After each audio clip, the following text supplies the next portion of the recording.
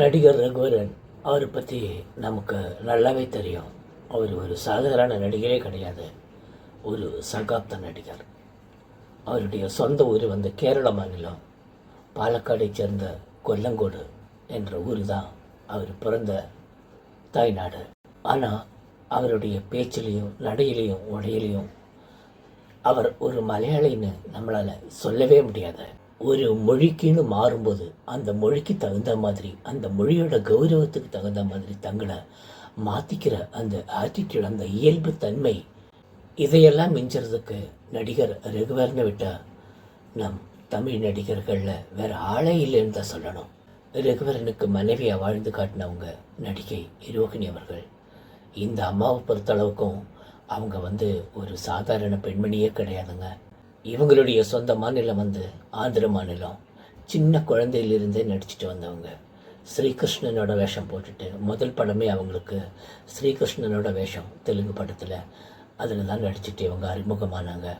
அதுக்கப்புறம் பெரியவங்க ஆனதுக்கப்புறம் தெலுங்கு படத்தில் நடித்தாங்க. ஆனால் இவங்களுக்கு ஒரு அங்கீகாரம் கொடுத்தது வந்து மலையாள திரையுலகம். இந்த அம்மா மலையாள திரையுலகுக்கு வரும்போது மலையாள மொழி என்னன்னு தெரியாது.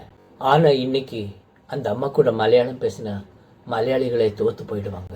அவங்க படித்தது வெறும் 3ஆம் கிளாஸ் தான். டபுள் டிகிரி படித்தவங்க கூட அவங்க கிட்ட இங்கிலீஷ் பேசினவங்க தோற்று போயிடுவாங்க. 1980 மலையாள திரையுலகம் ரோகிணிக்கு ஒரு பெரிய எதிர்காலம் கொடுத்தாங்க. பெரிய அளவில் வலம் வந்தாங்க. 1982 ரகுவரனும் ரோகிணியும் சேர்ந்து கக்கா அப்படின்னு ஒரு மலையாள திரைப்படத்தில் நடித்தாங்க. ரகுவரனுடைய ஃபர்ஸ்ட் மூவி அதுதான் நினைக்கிறேன். இந்த காதல், இவர்களுடைய காதல் உருவானதே இந்த திரைப்படத்தின் மூலம்தான். இந்த காதல் என்பது இருவரும் தங்களுடைய மனதிற்குள் பொத்தி வைத்தார்கள்.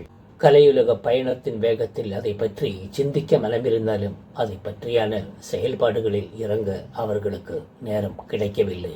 ஒரு கட்டத்தில் 1990களின் கடைசி காலம் என்று நினைக்கிறேன், தொட்டாச்சினிங்கி என்ற திரைப்படத்தில் நடிகை ரேவதிக்கு கணவராக நடிக்க நடிகர் ரகுவரன் அவர்கள் வந்திருந்தார். இந்த திரைப்படத்தின் மூலமாகத்தான் நடிகர் ரகுவரனும் நடிகை ரோகிணியும் பல வருடங்கள் கழித்து நேருக்கு நேராக சந்திக்கிறார்கள். எத்தனையோ அழகான நடிகைகளை கண்டு வந்த நடிகர் ரகுவரன் அவர்களும் எத்தனையோ அழகான நடிகர்களை கண்டு வந்த நடிகை ரோகிணி அவர்களும் இருவரும் தங்கள் மனதை மாற்றிக்கொள்ளவே இல்லை என்பது அப்பொழுதுதான் புரிகின்றது. மது பழக்கம் என்பது நடிகர் ரகுவரனை ஆட்டி படைத்துக் கொண்டிருந்தது. தன் கணவரை திருத்துவதற்காக நடிகை ரோகிணி அவர்கள் படாத பாடுபட்டார் என்பதுதான் உண்மை. சினிமா உலகில் இருந்தாலும் ரோகிணியை போன்ற சில நடிகைகளுக்கு இருக்கும் கண்ணியமும் கட்டுப்பாடும் என்பது வேறு லெவல்தான்.